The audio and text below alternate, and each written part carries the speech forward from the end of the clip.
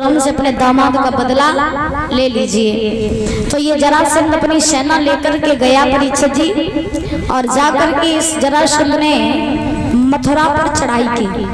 लेकिन भगवान कन्हैया से जब जरासंध ने युद्ध किया तो युद्ध में ये जरासंध भगवान से हार गया। प्रमाण ये मिलता है कि जरासंध ने एक बार युद्ध नहीं, दो बार नहीं, बल्कि 17 बार मथुरा पर चढ़ाई की। 17 बार भगवान ने देखा कि ये जरासंध मथुरा पर चढ़ाई करता है तो ऐसे तो हमारी प्रजा को हानि होगी। तो भगवान कन्हैया ने सारे मथुरा की प्रजा को साथ लिया, साथ लेकर के समुद्र के अंदर एक नगरी बसाई जिसका नाम पड़ा द्वारका। द्वारका में आकर के भगवान बड़े आनंद से रहे, जिनका फिर बाद में नाम पड़ा था परीक्षित जी द्वारकाधीश भगवान श्री कृष्ण। बोली द्वारकाधीश भगवान की। भगवान जो है वो द्वारका में आकर के जब रहे हैं तो रहने के बाद में धीरे धीरे धीरे धीरे जब समय व्यतीत हुआ, इधर व्यास नंदन श्री सुखदेव जी महाराज जो है वो राजा परीक्षित को कथा श्रवण करा रहे हैं कि हे राजा परीक्षित, भगवान जो है जब मथुरा में आकर के रहे, वो द्वारका में आकर के रहे परीक्षित जी, तो सबसे बड़े थे बलराम जी। तो बलराम जी का विवाह हुआ था अर्षित नगरी के राजा थे जिनका नाम था रेवतक। रेवतक की कन्या थी जिनका नाम था रेवती। रेवती के साथ में परीक्षित जी बलराम जी का विवाह हुआ। विवाह होने के बाद में परीक्षित जी महाराज ने सुखदेव जी महाराज से प्रश्न किया, प्रभु हमें ये बताइए कि भगवान श्री कृष्ण के विवाह किस प्रकार से हुए थे। हमने ये सुना कि भगवान कन्हैया के एक नहीं, दो नहीं, बल्कि 16,108 विवाह हुए हैं। अब प्रभु इन तो एक एक पत्नी नहीं संभाली जा, तो भगवान ने तो इतने विवाह कर ले, जग बीच राज का तो का रहस्य, तो हमें पूरी कथा सुनाओ। तो जब ये बात कही तो कहने के बाद में महाराज सुखदेव जी समझा रहे हैं कि हे राजन परीक्षित, अगर तुम जानना चाहते हो कि भगवान कन्हैया के विवाह किस प्रकार से हुए तो हम तुम्हें जरूर बताएंगे। भगवान कन्हैया का सर्वप्रथम विवाह रुक्मिणी के साथ हुआ था। किसके साथ? रुक्मिणी के साथ। ये रुक्मिणी कौन थी? कहाँ की रहने वाली थी, और भगवान का विवाह कैसे इनके साथ हुआ ये आप विस्तार से सुनो। एक समय के बाद महाराज एक कुंदनपुर नाम की नगरी थी। क्या नाम बोलना है?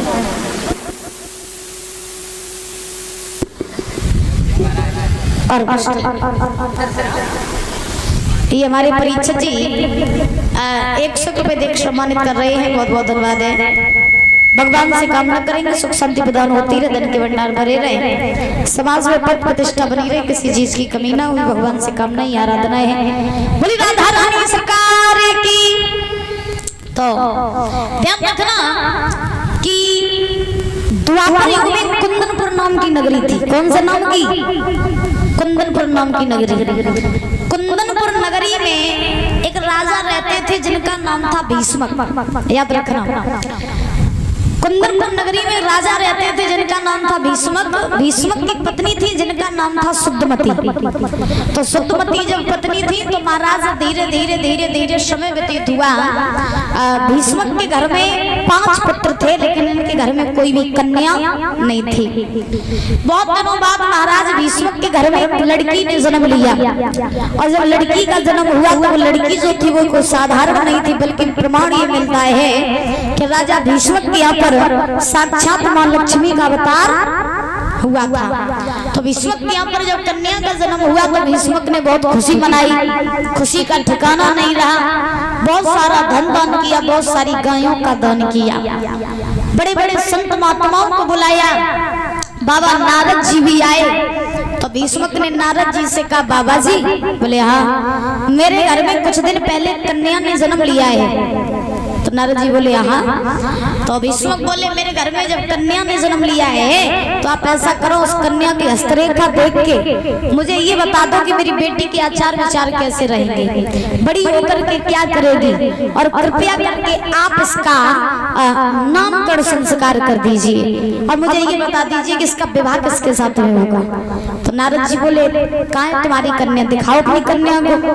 तो नारद जी ने जब उस कन्या की हस्तरेखा को देखा तो देख करके नारद जी मुस्कुराए और मुस्कुरा करके नारद जी ने परीक्षित जी आज भीष्मक से कहा, हे राजन भीष्मक, अगर तुम जानना चाहते हो ना तुम्हारी बेटी के आचार विचार कैसे रहेंगे तो हम तुम्हें बताएं। तुम्हें नहीं पता, तुम्हें तो भाग्य खुल गए जो तुम्हें घर में साक्षात लक्ष्मी आई है।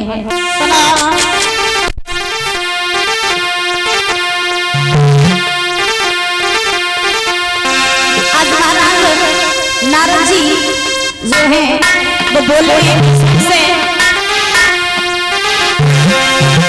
अरे सोना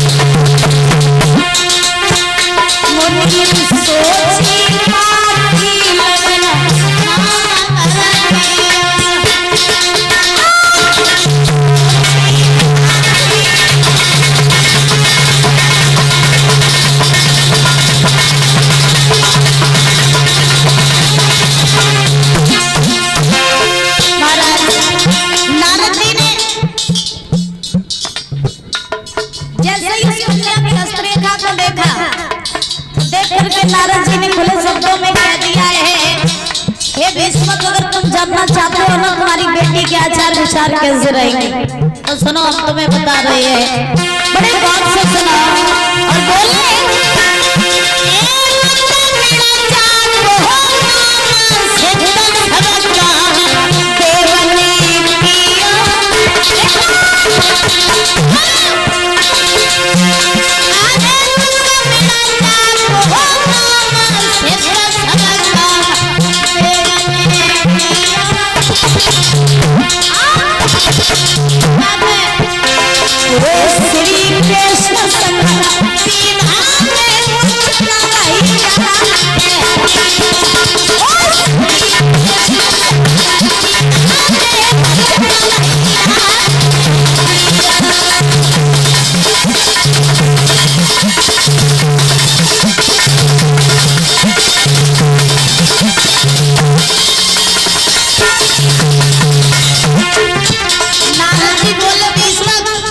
तुम्हारी बेटी कोई साधारण नहीं है, तुम्हारे बाग में खुल गए, तुम्हारे घर में साक्षात लक्ष्मी आई है और तुम ये जानना चाहते हो तुम्हारी बेटी का विवाह किसके साथ में होगा। सुनो, तुम्हारी बेटी का विवाह द्वारकाधीश श्री कृष्ण के साथ में होगा।